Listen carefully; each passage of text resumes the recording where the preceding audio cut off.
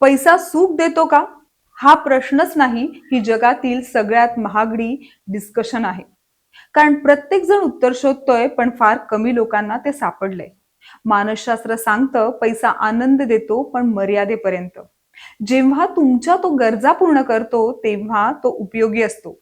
पण जेव्हा तो ओळख ठरवायला लागतो, तिथूनच तणाव बनतो. रिच लोक पैसा स्वातंत्र्यासाठी वापरतात. मिडल क्लास पैसा इतरांना दाखवण्यासाठी. एक जण म्हणतो माझ्याकडे वेळ आहे, दुसरा म्हणतो माझ्याकडे वस्तू आहे. पण खरी शांतता ती टाइम आणि फ्रीडम मध्ये असते, वस्तूंमध्ये नाही.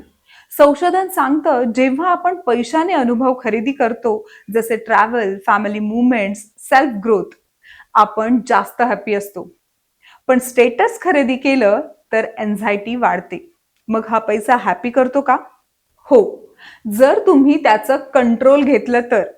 पैशाने जीवन घडवा, दाखवण्यासाठी नाही, जगण्यासाठी. अशाच माइंड प्लस मनी इनसेटसाठी अर्थक्रांतीला नक्की सबस्क्राईब करा.